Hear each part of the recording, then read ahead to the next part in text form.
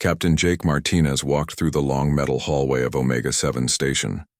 His boots made soft sounds on the floor as he moved toward the meeting room. The station was huge, bigger than any building he had ever seen on Earth. It was built by aliens many years ago as a place where different species could meet and talk. Jake had been in space for 5 years now, but he still felt amazed when he saw alien technology. The walls glowed with a soft blue light that came from nowhere.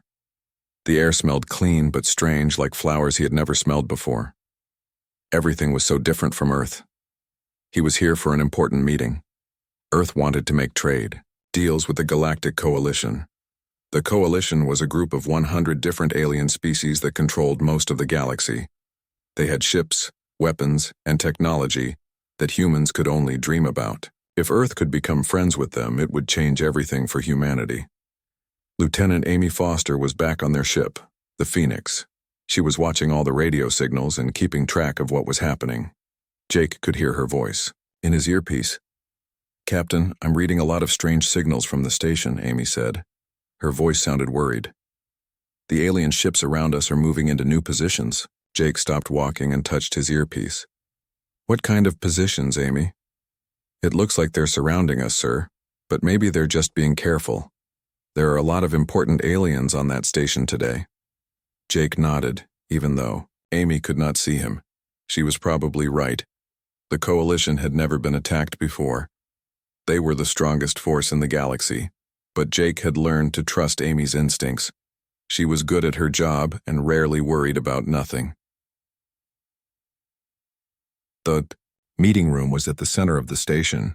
Jake had seen pictures of it, but seeing it in person was different. The room was round and huge. The ceiling was so high he could barely see it. There were seats arranged in circles, each one designed for a different type of alien body. Jake saw creatures he had only read about in reports. There were the Vextar, who looked like giant insects with shiny black skin and clicking sounds when they moved. The Zephyrians looked like living crystals that sparkled with their own light. The Bruthen were enormous, standing 12 feet tall with thick armor-like skin and 4 arms each. In the center of all these seats was one small chair made for humans. Jake felt very small as he walked toward it. All around him, alien eyes were watching. Some aliens had 2 eyes like humans, others had dozens. Some had no eyes at all but seemed to know exactly where he was. The leader of the meeting was Ambassador Krillnex of the Vextar. His voice came out like the sound of metal scraping against metal. "Human representative," he said, "you may sit." Jake sat down in his chair. The metal was cold even through his uniform. He looked around at all the aliens staring at him. Each species looked completely different from the others. Some were covered in fur, others had scales, and some seemed to be made of gas or energy. "We have called this meeting to discuss Earth's request for trade agreements," Krillnex continued. "The Coalition has ruled the galaxy for 1,000 years. We bring peace and order to all worlds." Jake had prepared for this moment for months. He knew what to say. "Earth is grateful for this opportunity. We offer our friendship and want to learn from your wisdom. We have resources and knowledge that might be useful to the Coalition." But something felt wrong. Jake could see the aliens, looking at each other in ways that seemed secretive. Some were making sounds or gestures that his translator could not understand. The Bruthen general, Thaxamor, was making low growling sounds. Amy's voice came through his earpiece again, very quietly. "Captain, the alien ships are definitely surrounding us now, and I'm picking up weapon signatures. They're powering up their guns." Jake tried not to show any reaction on his face, but inside he felt his heart start beating faster. Something was going very wrong, very quickly. Krillnex stood up from his seat. His insect-like body was even more frightening when he was standing. "Human," he said. "The Coalition has made a decision about your species." The room became completely quiet. Jake could hear his own breathing. Even the alien sounds and whispers stopped. "We have studied your people for many months," Krillnex continued. "We have watched your ships explore space. We have seen how quickly you build new technology. We have observed your history of war and conflict." Jake felt cold. This was not going the way it was supposed to go. The Coalition has decided that humanity is too dangerous to exist as a free species, Krillnex announced. You advance too quickly. You fight too much. You will upset the peace we have built. All around the room, aliens began standing up. Jake saw weapons appearing in their hands, claws, and tentacles. Energy weapons, projectile guns, and devices he did not recognize. Every single alien in the room was now armed and pointing their weapons at him. This meeting was not about trade, Jake realized out loud. This was a trap. Correct, said General Thaxmore, his forearms each holding a different weapon. We brought you here to make an example. When we kill Earth's representative in front of the entire galaxy, other young species will learn not to challenge our authority. Jake stood up slowly, his hands empty. His pulse rifle was still attached to his belt, but there were 100 aliens with weapons already drawn. Even if he was the fastest human alive, he could not win a fight like this. Amy, he whispered into his earpiece, are you getting this? Yes, sir. Amy's voice was tight with fear. Jake, there are too many of them. We can't get through their shields to help you. Krillnex clicked his mandibles together in what Jake had learned was their version of laughter. Your ship cannot save you, human. Our shields will keep them out while we finish our business here. The room's main doors suddenly slammed shut, with a loud metal sound. Jake heard the hiss of locks engaging. Energy barriers appeared over all the exits, glowing red and crackling with power. He was completely trapped. However, Krillnex continued, the Coalition is not without honor. We will give you a chance to die fighting rather than simply executing you.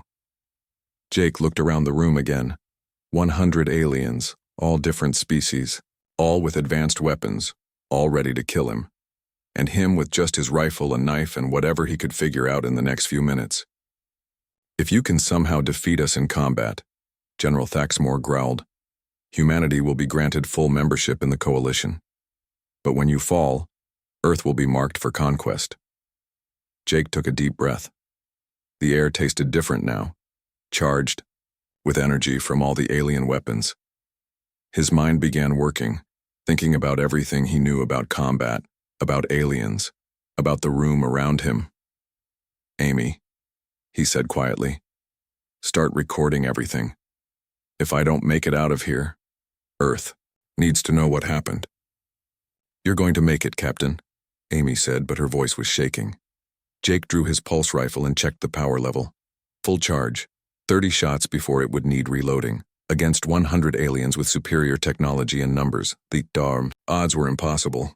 But Jake Martinez had never been the kind of man to give up, no matter how bad things looked. Jake held his rifle ready, but did not point it at any specific alien yet. He knew that once he made the first move, everything would happen very fast. His eyes moved around the room, looking at each type of alien and trying to remember what he knew about them. The Vextar, like Krillnex, were fast and had sharp claws, but their insect bodies had weak spots where their armor plates connected. The Crystal Zephyrians could shoot energy beams from their bodies, but they moved slowly. The huge Bruthan were strong and tough, but their size made them slow to turn around. General Thaxmore stepped forward, his four arms holding different weapons. One looked like a plasma cannon that could melt through metal. Another was some kind of energy whip that crackled with electricity. The third was a projectile weapon that probably shot explosive rounds. The fourth held a device Jake had never seen before, but it glowed with dangerous light. Human, Thaxmore said in his deep, growling voice. You will have 30 seconds to prepare yourself. Then we will begin. Try to die with some honor. Jake noticed that the aliens were not working together.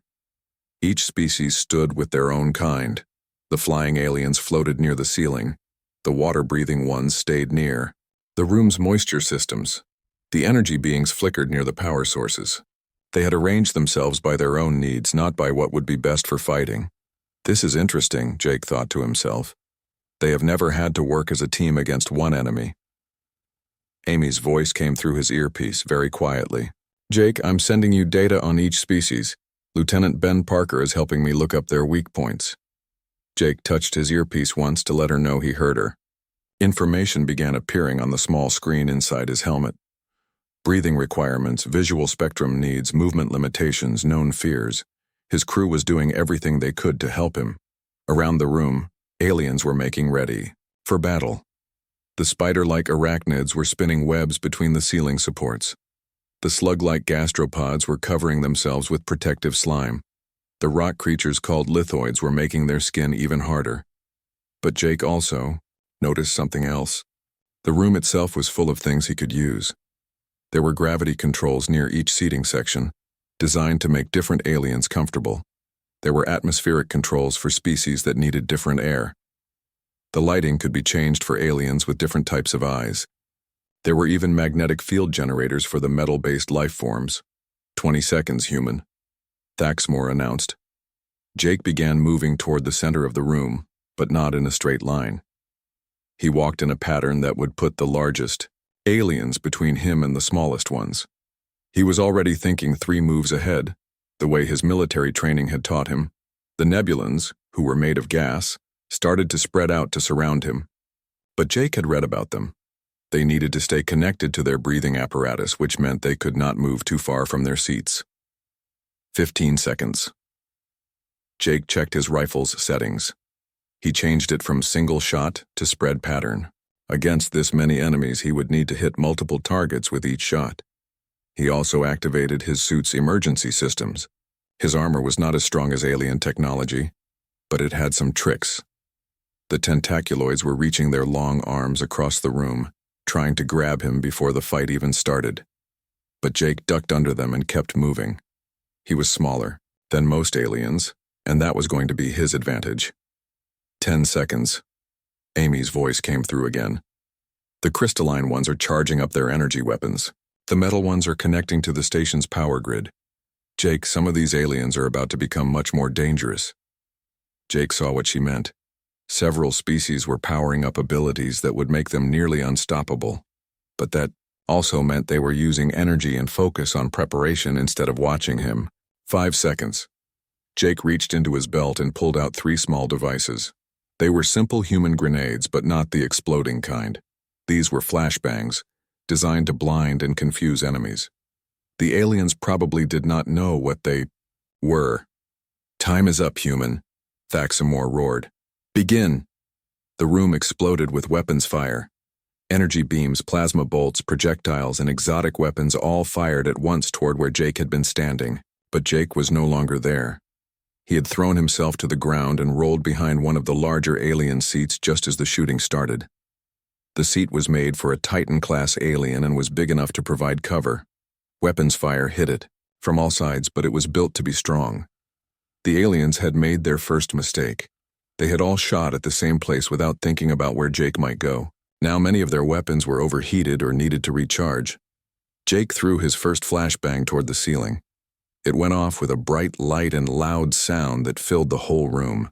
Many aliens had sensitive eyes or hearing, and they cried out in pain or confusion. While they were distracted, Jake moved to a new position. He rolled under the floating platform where the gas aliens lived and came up behind a group of medium-sized creatures that looked like walking plants. His rifle fired 3 times in spread pattern. The energy bolts hit 6 plant-like aliens, and they fell down. Jake kept moving before anyone could shoot back at him. Impossible! Krillnex clicked angrily. He is just one primitive human. But Jake was not fighting like the aliens expected. They were used to enemies who stood and fought directly, trading shots until the stronger one won. Jake was using hit-and-run tactics, striking fast and moving before they could respond. The arachnids tried to trap him with their webs, but Jake had seen them preparing. He shot at the ceiling supports they were using, and their webs fell down, on top of other aliens instead of him. A group of the armored Kellenids rushed toward him, moving slowly but steadily like living tanks. Jake did not try to fight them directly. Instead, he ran toward the room's gravity controls and changed the settings in their section. Suddenly, the gravity became 5 times stronger, and the heavy aliens could not move. He's using our own station against us, General Thaxmore realized. The flying aliens dove down from the ceiling, trying to attack Jake from above. But Jake was ready for them. He threw his second flashbang straight up, and it went off right in the middle of their group. Half of them crashed into each other, and the other half flew into the walls. Jake's rifle fired again, hitting the confused flying aliens before they could recover. Several more enemies were down. Amy's voice came through his earpiece. Jake, you're doing it. You've taken down almost 20 of them already. But Jake knew this was still just the beginning. The aliens were starting to understand that he was not going to fight the way they expected. They were beginning to work together and adapt to his tactics. The energy-based aliens were combining their power to create a massive beam weapon. The water aliens were flooding part of the room to limit where Jake could go. The psychic aliens were trying to get into his mind. Jake felt a strange pressure in his head as the psychic attacks started. But human minds were different from alien minds. The psychics could not get a good grip on his thoughts. "Your mind is strange, human," one of the psychic aliens said, sounding confused. "We cannot read you clearly." Jake smiled grimly. That was another advantage he had not expected. He threw his third and last flashbang toward the psychic aliens and shot at them while they were blind. But now he was out of grenades, and the aliens were getting smarter about how they fought him. This was about to get much harder. Jake rolled behind another alien seat as energy beams cut through the air where he had been. The remaining 80 aliens were no longer shooting wildly. They were starting to aim carefully and work together like a real army. The crystalline Zephyrians had formed a line and were firing coordinated energy blasts. Each beam was timed to hit right after the previous one, giving Jake no time to rest between shots. He had to keep moving constantly to avoid being hit. "Human tactics," General Thaxamore growled to the other aliens. "He fights like our ancient enemies used to fight, small and fast, using tricks instead of strength." Jake heard this and realized something important. These aliens were so used to being the strongest that they had forgotten how to fight clever enemies. They had been the rulers of the galaxy for so long that they only knew how to win through superior firepower. But Jake had grown up on Earth, where humans had been fighting each other for thousands of years. Every human military leader had studied tactics, strategy, and the art of winning when you were outnumbered. This was exactly the kind of fight humans were good at. A group of the slug-like gastropods were trying to corner him by leaving slime trails that would slow him down. But Jake had an idea. He shot at the ceiling above them, hitting a water pipe. Clean water poured down, washing away their slime and making the floor slippery for them instead of him. The gastropods slipped and slid into each other, falling down in a confused pile. Jake's rifle fired twice more, and 4 more aliens were out of the fight. 76 left, he counted to himself. The metal-based pheroids were using the station's magnetic systems to make themselves stronger and faster. They moved toward Jake like living missiles, their bodies crackling with electrical energy. But Jake had noticed something about the room's design. The magnetic field generators were not just for the pheroids. They were also used to hold up some of the larger decorative elements near the ceiling. Jake shot at the magnetic generator controls, overloading them with power. Suddenly, all the metal decorations came crashing down from the ceiling. The pheroids were caught underneath, pinned down by the very metal they had been using to make themselves stronger. "Clever human," one of the pheroids said as he struggled under a fallen metal beam, "but cleverness will not save you much longer." Jake knew the alien was right. He was running low on ammunition, and his rifle's power was getting weaker with every shot. Soon he would have to fight with just his knife, and that would be almost impossible against so many enemies. The flying aliens had regrouped and were attacking from above again. But this time they were being smart about it. They stayed spread out so Jake could not hit many of them at once. Their wing beats created strong winds that made it hard for Jake to aim. Jake looked up at them and had another idea. The room's air circulation system was controlled by sensors that detected how many beings were breathing in each area. With so many aliens in the room, the air system was working very hard. Jake shot at the air circulation controls, changing the settings to maximum power. Suddenly, powerful winds began blowing through the room. The flying aliens were caught in the artificial storm and were blown around like leaves. They crashed into walls, into each other, and into the non-flying aliens below. The human is turning our own station into a weapon. Krillnex clicked angrily. "How is this possible?" Amy's voice came through Jake's earpiece. "You're doing amazing, Jake, but be careful. I'm reading some kind of energy buildup. I think they're preparing something big." Jake saw what Amy meant.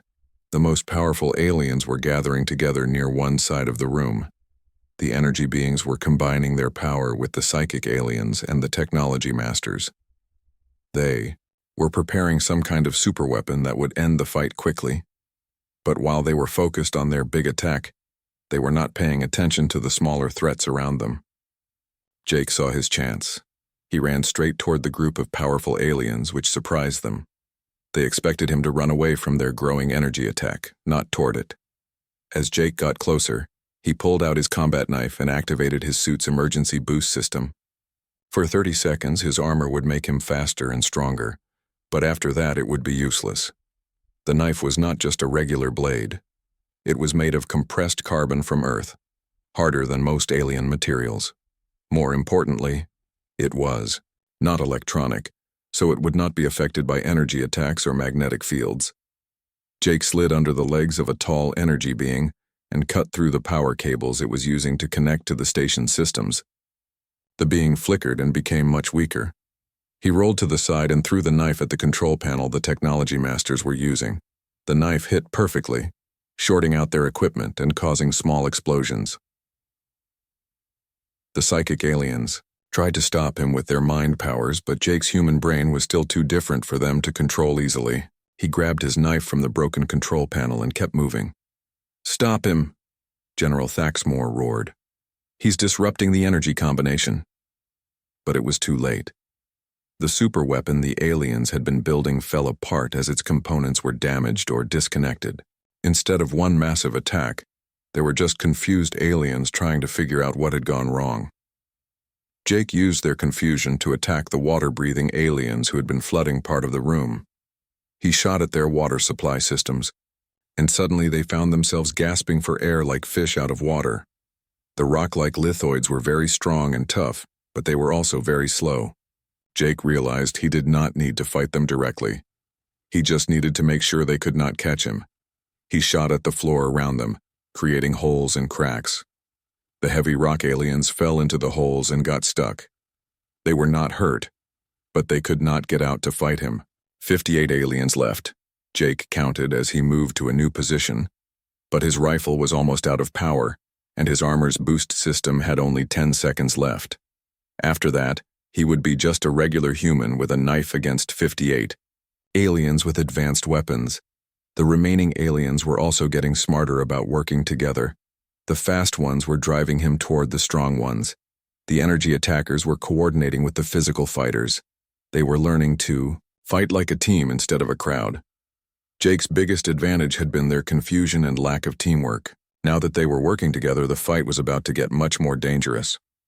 His armor's boost system ran out, and Jake immediately felt slower and weaker. His rifle gave a warning beep that meant it only had 3 shots left. "Jake," Amy's voice was worried. "Your vital signs are getting stressed. How are you holding up?" Jake was breathing hard and sweating inside his armor. He had been fighting for several minutes at maximum intensity, and his body was starting to feel the strain. But he was not ready to give up. Not when Earth's future depended on him. Not when humanity's place in the galaxy was being decided right here, right now. The aliens were closing in, moving more carefully and working together better than before. Jake gripped his knife tighter and prepared for the hardest part of the fight. Jake crouched behind the remains of a broken alien seat, breathing hard. His rifle had only 3 shots left, and 58 aliens were still trying to kill him. But something had changed in the room. The aliens were no longer just angry or confident. Now they looked worried. "This should not be possible," one of the crystal aliens said to another. "One primitive human against the Coalition's finest representatives. How has he survived this long?" "He fights like no species we have ever encountered," replied a tall alien with 6 arms. "Every time we adapt to his methods, he changes his approach." Jake heard their conversation and realized something important. The aliens were starting to doubt themselves. For the first time in 1,000 years, they were facing an enemy they could not easily defeat. Their confidence was breaking. General Thaxmore was trying to reorganize his remaining forces. "Form a circle around the human," he commanded. "Close and slowly. Do not give him room to use tricks." But Jake had learned something about each alien species during the fight. The Vextar were fast but could only see movement, not stationary objects. The energy beings needed to recharge after using their powers. The armored aliens were strong but had poor hearing.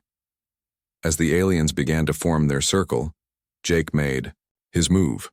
He stood up suddenly and shouted as loud as he could. The sound echoed around the room, confusing the aliens who used sound to navigate and startling the ones with sensitive hearing. In that moment of confusion, Jake fired his rifle's last 3 shots. But he did not aim at the aliens. Instead, he shot at 3 different light panels around the room. The panels exploded, and suddenly large parts of the room were dark. Many alien species needed specific types of light to see properly. In the darkness, they became almost blind. Jake, however, had trained for combat in all conditions. Humans had fought at night for thousands of years.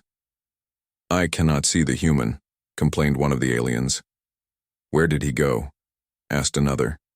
Jake moved quietly through the dark areas, using his knife to disable aliens who could not see him. He cut power cables, damaged equipment, and struck at weak points he had memorized during the earlier fighting. The blade of his knife found the joints in armored aliens, the control systems of mechanical aliens, and the breathing apparatus of water-breathing aliens. In the darkness, Jake was like a ghost that the aliens could not catch. "Turn on emergency lighting," Krillnex ordered. But when the emergency lights came on, 10 more aliens were down. Jake had used those few minutes in darkness very well. 48 left? Jake whispered to himself. Amy's voice came through his earpiece. "Jake, I'm seeing something strange on the sensors. Some of the alien ships outside are moving away from our position." Jake smiled grimly. The aliens watching from their ships were getting nervous too. They had expected this fight to be over in seconds. Now it had been going on for several minutes, and their representatives were losing. The remaining aliens were getting desperate. A group of the energy beings decided to ignore their allies and launched a massive combined attack. Energy beams filled the air, but they hit other aliens as much as they threatened Jake. "Stop!" General Thaxmore roared. "You are hitting our own forces." But the panic was spreading. Aliens who had lived for centuries without facing a real challenge were discovering what fear felt like. They began making mistakes, shooting wildly, and getting in each other's way. Jake saw his opportunity. He ran toward the center of the room where the gravity controls for the entire chamber were located. These controls were more complex than the individual section controls he had used before. Several aliens realized what he was trying to do and rushed to stop him. A massive Bruthan warrior with 4 weapons reached him first, swinging a plasma sword that could cut through steel. Jake ducked under the sword and rolled between the alien's legs. As he came up behind the Bruthan, he used his knife to cut the power cables to the alien's armor. The armor stopped working, and the heavy Bruthan fell down, unable to move. 2 more aliens reached the gravity controls at the same time as Jake. One was a spider-like creature with poisonous fangs. The other was made of living metal and had razor-sharp claws. The spider alien lunged at Jake with its fangs, but Jake grabbed one of the gravity control levers and pulled it hard. Suddenly, the gravity in that part of the room reversed. Instead of pulling down, it pushed up. The spider alien was thrown toward the ceiling, where it stuck in its own webs from earlier in the fight. The metal alien tried to grab Jake, but the changing gravity made it lose its balance. Jake used the confusion to reach the main gravity control panel. He began changing settings rapidly, creating different gravity fields throughout the room. Some areas had no gravity at all. Others had gravity pulling sideways or upward. The aliens were thrown around the room like toys. Species that were used to flying found themselves stuck to walls. Heavy aliens floated helplessly in zero-gravity zones. Light aliens were crushed in high-gravity areas. "The human has turned the station into chaos," one alien cried as it spun helplessly through the air. But Jake was not done. He had studied the station's blueprints during his trip here, and he knew about other systems he could use.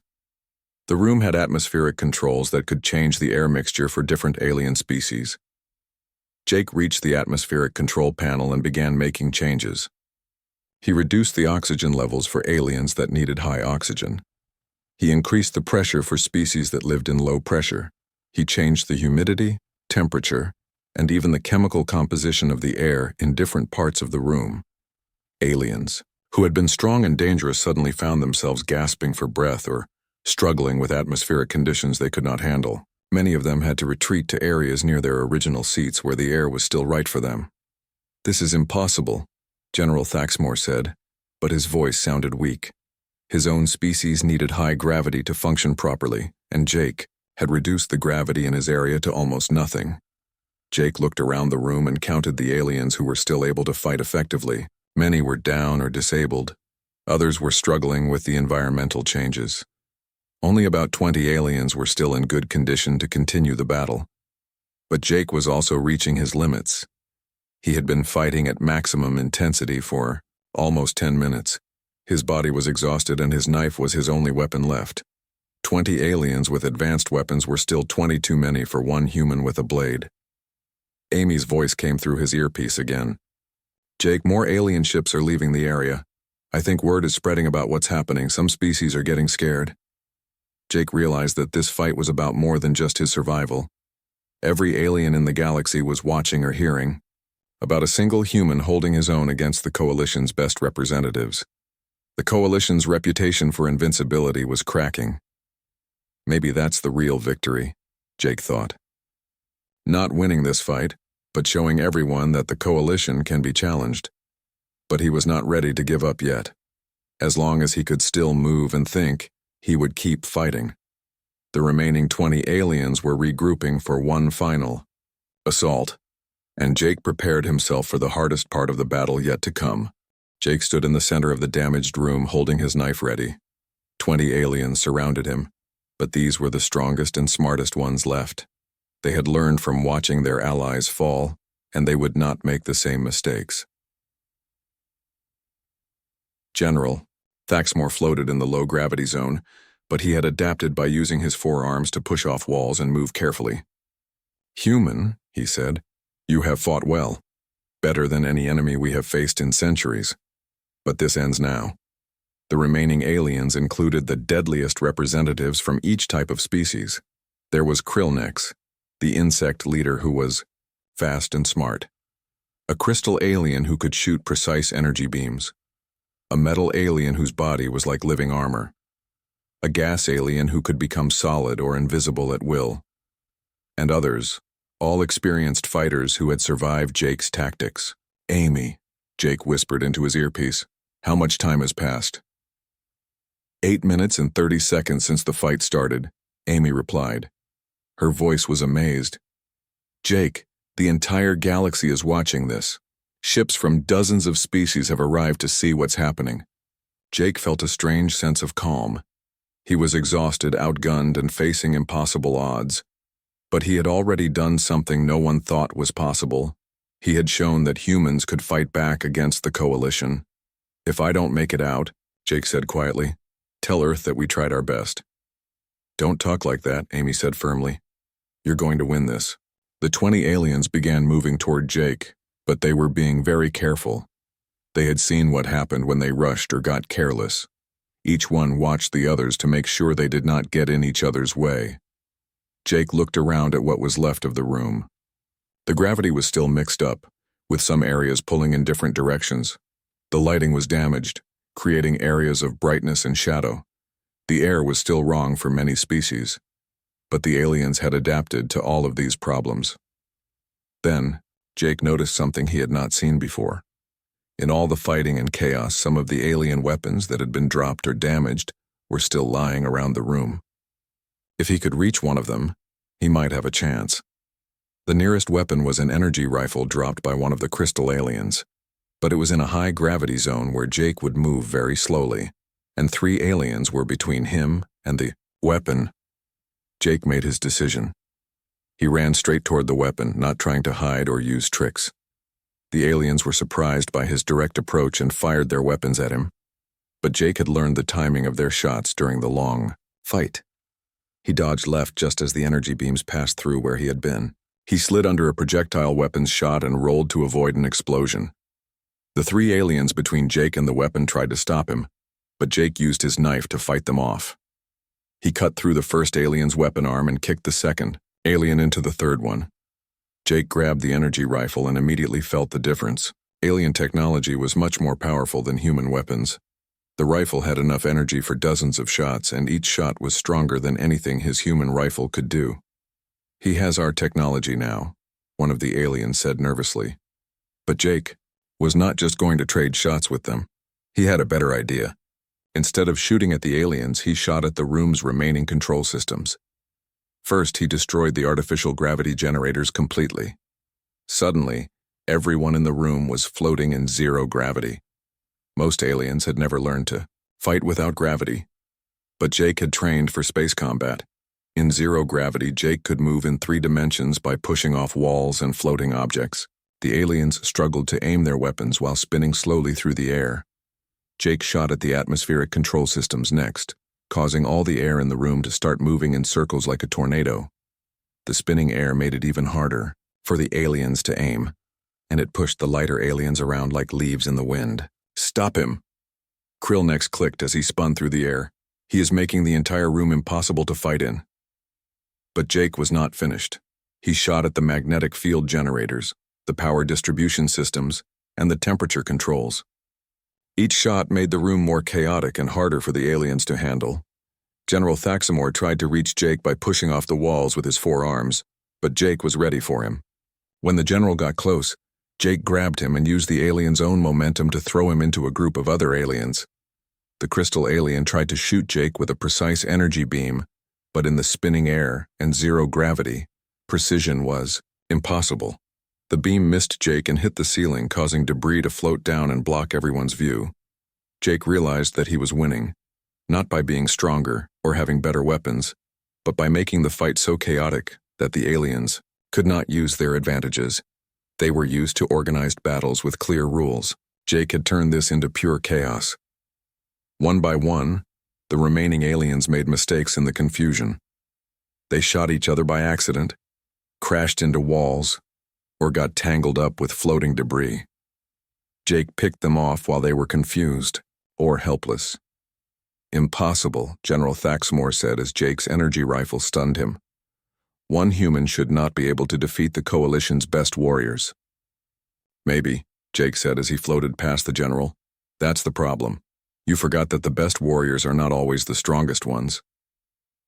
Within 2 more minutes, all 20 aliens were unconscious, stunned, or too confused to continue fighting. Jake floated in the center of the room, surrounded by floating aliens and debris, holding the alien energy rifle. The room became quiet except for the sound of air moving and small pieces of equipment floating around.